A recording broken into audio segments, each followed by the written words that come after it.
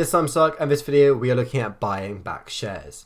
So first of all, let's look at what is a stock buyback. Now a stock buyback occurs when a company uses cash to buy back its shares from the marketplace. So as a result, they are essentially reinvesting in themselves. Now this means that the repurchased shares are absorbed into the company and the number of outstanding shares on the market is reduced. So this consequently increases the relative ownership stake of each investor. Now a company can conduct a buyback through either a tender offer or the open market.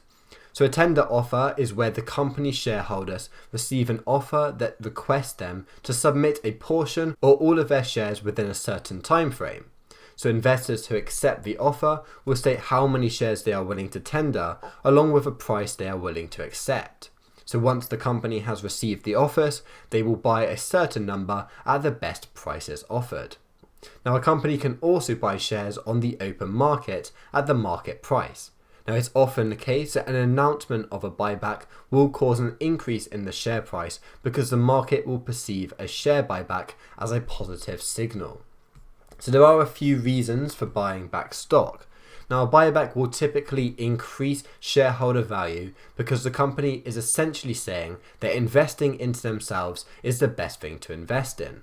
Now management may also feel that the market has discounted its share price too steeply, and this is another positive sign because it shows that management believe that the share price should rise.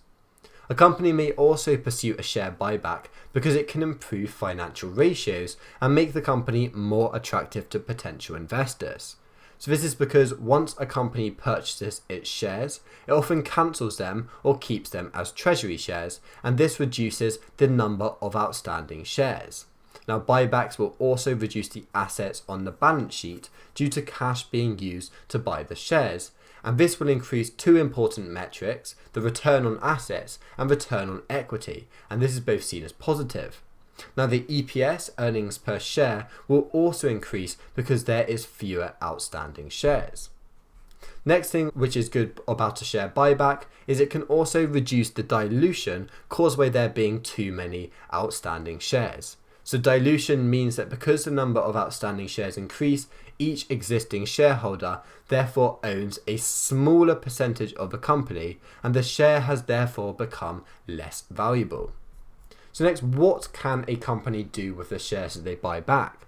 As one option that a company has with its bought back stock is to allocate them to employees as stock compensation. So this gives employees the right to purchase shares of a company's stock at a predetermined price, and it may encourage employees to stick around in the long term.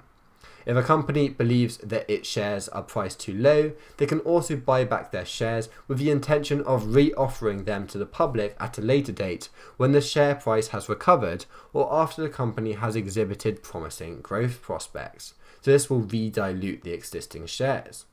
Shares that have been bought back can also be retired, and this means that they cannot be reissued or transferred. These shares will therefore be considered to have no financial value, and this will consequently reduce the number of issued and outstanding shares of stock and will make the shares proportionately more valuable. There are some downsides associated with buybacks as well, as there is a risk that a company may buy back shares and then the share price falls far below the price at which they bought back the shares.